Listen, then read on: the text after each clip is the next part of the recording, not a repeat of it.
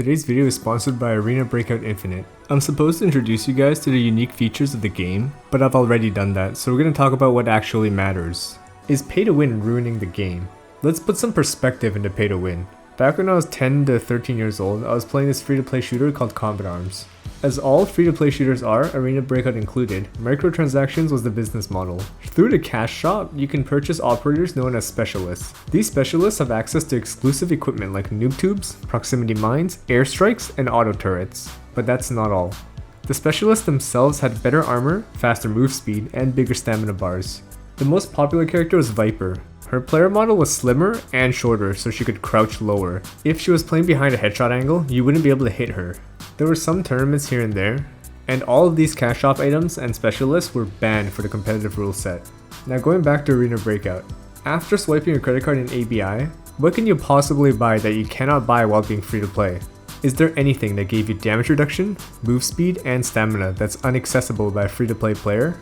Nope, nothing I can find. The most you can get is a bigger container, but that doesn't give you any stat bonuses that influences your gunfights. These containers are not any different than EOD or Unheard Edition.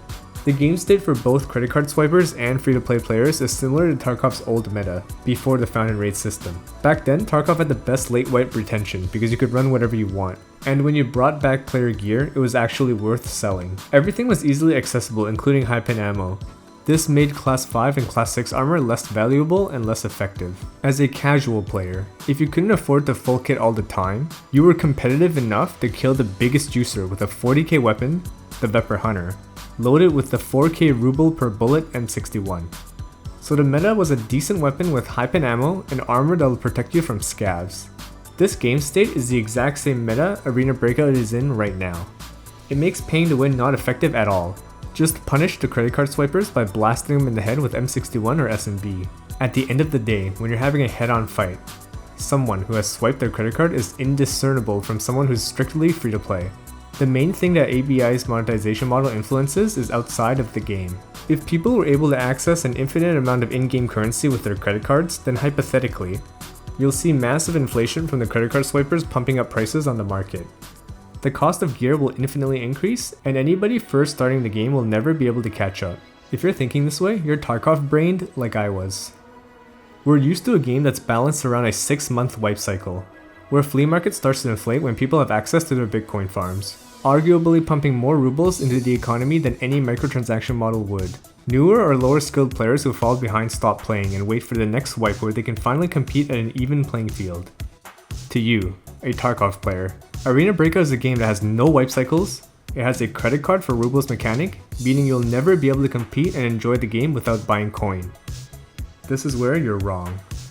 Unlike Tarkov, where there's no matchmaking and level 10 Timmies can be thrown in the same lobbies as a level 60 GigaChat gamer, Arena Breakout has a map tier system. Maps are split into 3 different tiers: Normal, Lockdown Zone, and Forbidden Zone.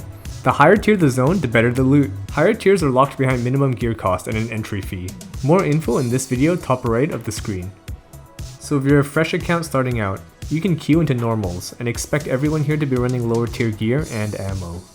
Throughout closed beta up until now, normals have always been a low tier gear struggle. I've yet to encounter a super juicer in normals. Every fight feels like an early wipe slugger in Tarkov. So if you enjoy early wipe Tarkov fights and you think monetization of ABI ruins the game for Timmies, you're wrong. Players understand that it isn't worth risking higher tier gear in game mode with a lowered loot pool.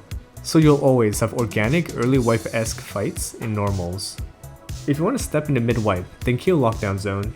And if you want to fight tier 6 GigaChads, then go for Forbidden Zone. Through what's essentially gear tier segregation, you can slowly build your stash by doing quests and weeklies before playing the higher tier queues. You get to choose when you're comfortable with stepping into mid-wipe. No longer do you have to race against multi-wipe 7,000 hours super juicers, who in this wipe are literally level 42 and still on ground 0 quests. In Arena Breakout, you'll always have the Tarkov equivalent of early wipe, mid-wipe, and late wipe whenever you want. ABI is much more casual, where you can launch the game whenever you want and experience whatever kind of gameplay you enjoy, whether it's early, mid, or late wipe. Sometimes playing solo can be too difficult or boring, but in Tarkov, there's no reliable way to squad up with the randoms. Using the in-game invite system will get you team killed. You have to go through Discord looking for game channels, but even then, it feels like a game of Among Us. Arena Breakout, however, with no friendly fire and a working in-game party voice chat, you can just queue up with randos and have fun running squads when your homies aren't online. Through its tier segregation, you'll find players to play at your skill level. Once you're in-game, your quest progress is actually shared, so you don't have to fight over scavs or PMCs. Generally in early wipe Tarkov, when you hit Punisher AKM kills, you would have to split up the squad in order to efficiently finish quests. In Arena Breakout, however, your kills count for them and their kills count for you. If you're done the quest, you can even help your friend by continuing to run the gun they need kills with. For weeklies, you're often tasked with securing kills using certain weapon classes. You can all run different weapon classes within your squad and do all of your weeklies within a couple of raids. Overall, Arena Breakout is a far more casual extraction shooter experience catered to your average Joe 9-to-5er. It has essentially a chat avoidance queue, where you can quest and pace yourself in peace, against or with players in the same gear tier as you. Through its party matchmaking system, you can get help with your quest if soloing is too difficult. And because there are no wipes, you don't have to redo the same quests over and over again every 6 months. However far you progress stays until the next time you want to play. Tarkov this wipe has extremely fast progression, and if you feel like you've already fallen behind, give Arena Breakout a try. You might think I sound like a shill throughout this entire video, and it is sponsored. But whether we're sponsored or not, this is my true opinion on the game. Really take the points I've put out and critically think and form your own opinion after trying out the game. Do not blindly listen to me who says this game isn't considered pay to win. But also, you should not be blindly listening to some other creator who screams about pay to win ruining the game, when they themselves have under 20 raids and have no idea what an ecosystem without wipes looks like. As always, thanks for watching. Be sure to try out the game, linked down below. It's free, so there's no reason not to if you want to form your own informed opinion to see if it's really pay to win. Like, sub, comment, and I'll see you next time. Stop pushing this, I'm gonna watch the other opening. What? You repeat? I peeked a little bit. Why? I thought you threw a nade. I heard a nade tick.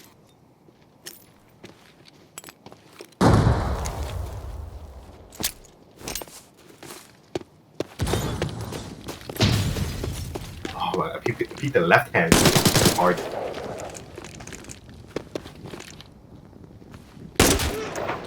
Oh, I hit a 1D. Oh my god. Oh, baby.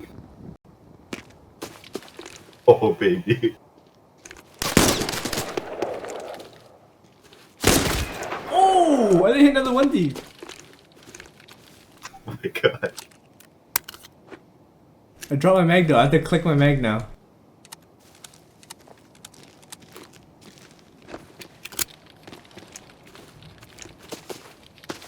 Pass me one more.